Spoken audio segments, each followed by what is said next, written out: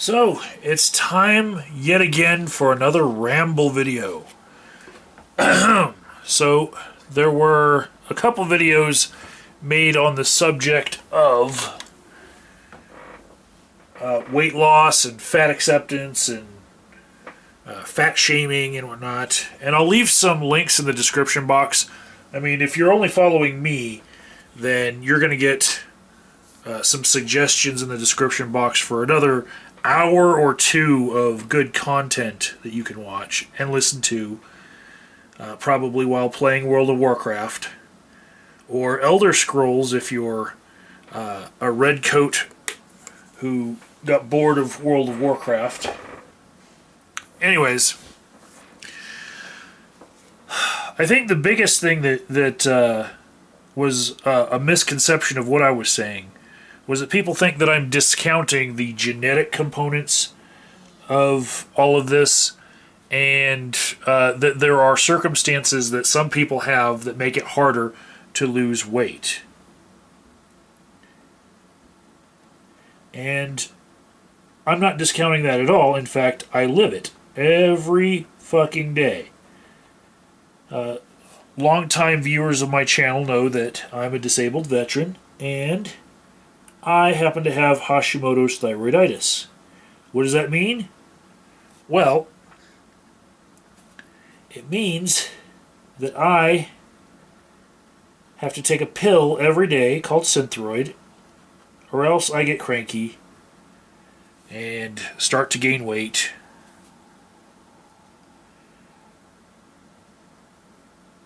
Yep. So, I know that there are circumstances that make it harder to lose weight, but basically, I'm in the business of fixing what you can, not dwelling on what you can't. It's kind of like the Serenity Prayer without magic,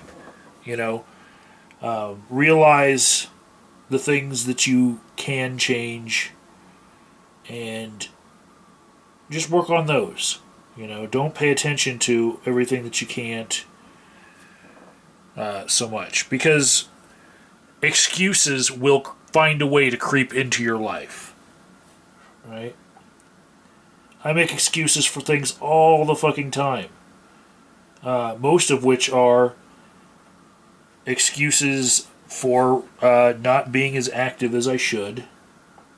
Today it's like it's snowing, right? So I'm not going to go running.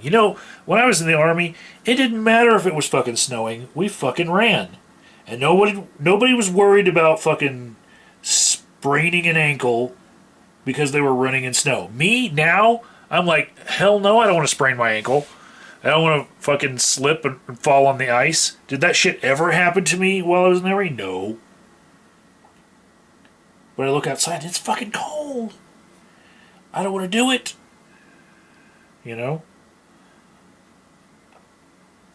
So, when I think about how much weight I've lost over the past year, that 30 pounds, thinking about how hard it is for somebody with a thyroid issue to lose weight did not help me at all get there. What actually helped me was rather simplistic things like counting calories, right? Making a little video game out of it. And then there was something that Robert Wallace said that pretty much summed up something I'd been doing when I decided to not drink Mountain Dew pretty much ever again, right? If I was stranded in a desert and there were nothing else to drink, if it was like the movie Holes and they were drinking their sploosh, if it was Mountain Dew cans, I would fucking drink it if I needed to fucking survive. But when Robert Wallace said, quit drinking your sugar, that's what I did, I eliminated one type of sugar, which was the one thing that I would grab from a supermarket. And yeah, that was enough elimination of sugar for me because I wasn't actually adding sugar to most anything else. But when I started counting calories and just not drinking my Mountain Dew, that's when the weight started just falling off without me even changing anything else.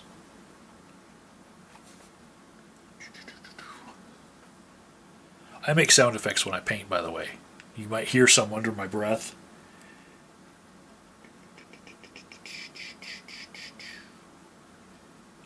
Sometimes it sounds like I'm playing with little spaceships. At least I'm not saying things like, happy little trees, anyone can make this, right?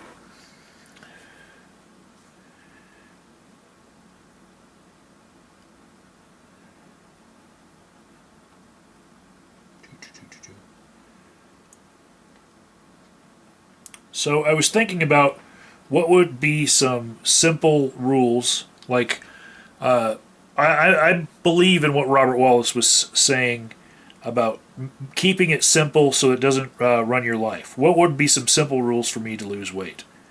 And something that I've tried in the past and just I fail at it. I'm still trying right now and I'm just failing is try to eat like a vegetarian. Right? Well, I fail at it. But in trying, just adding vegetables instead of anything else, I'm doing a lot better, you know? And I don't worry about like how much I fail. I just keep trying, you know? I go to the grocery store and I pick up bag salads. You know, those cheap, blended, already chopped bag salads. I love those. It's an easy, simple meal for me. You know, I might add something to it. But really, you could make a meal out of one of those giant bag salads that's filling. And that's one of the big things for me is it's got to be filling because I'm used to overeating, right? If it's not filling, it's not going to keep me satisfied for long, and then I'm going to go eat something meaty again, like I do every day.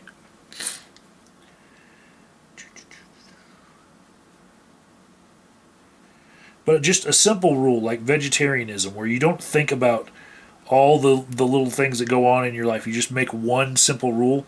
I think that that's a lot easier to hold to than calculating the calories on everything. I'm really glad that there's apps that do all the calculations for you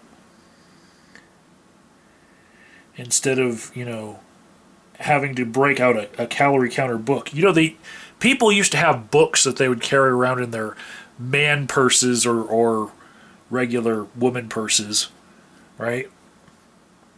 And they would use these books to try to calculate everything that they were eating. They didn't have apps back in the day, you know, as little as like 10 years ago. There was no way for you to just electronically do this shit by plugging it all in, you know. Even 5 years ago, cell phones really just didn't have that much computing power to just have everyone's calculation for everything. But now the apps can do it.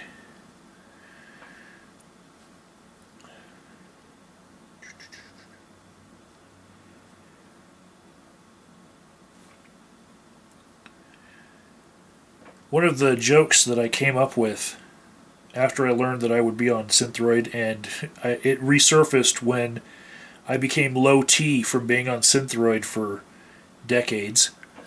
I made a joke saying, you know, with this medication that I'm on, you know, I'm never going to be able to compete in the Olympics. You know? What would I compete in the Olympics at? Well, Olympic chess. Is chess an Olympic sport? No. But every host country is allowed to bring in a couple sports to the Olympics. You know.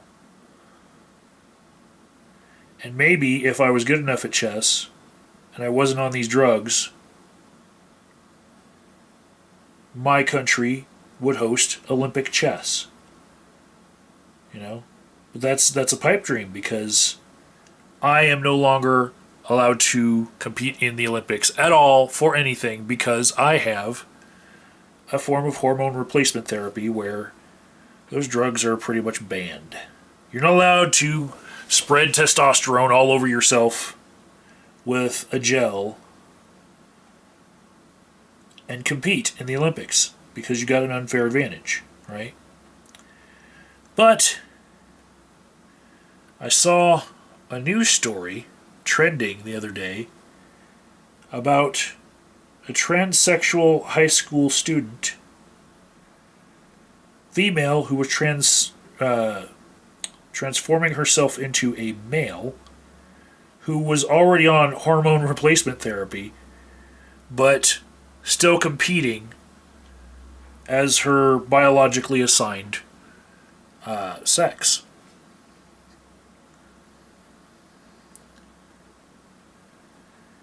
And what happened in that? Well, there's video footage of this girl just dominating all of her opponents, right? All along the way. Some of them complaining that they were injured while fighting her.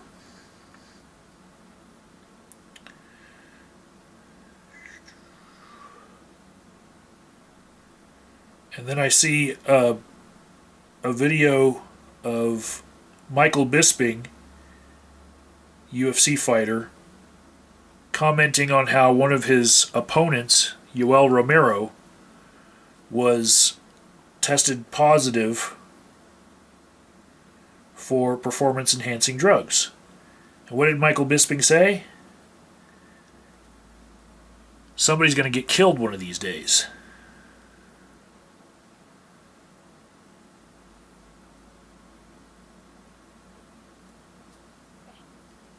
That's basically the whole gist of everything he said there in that video.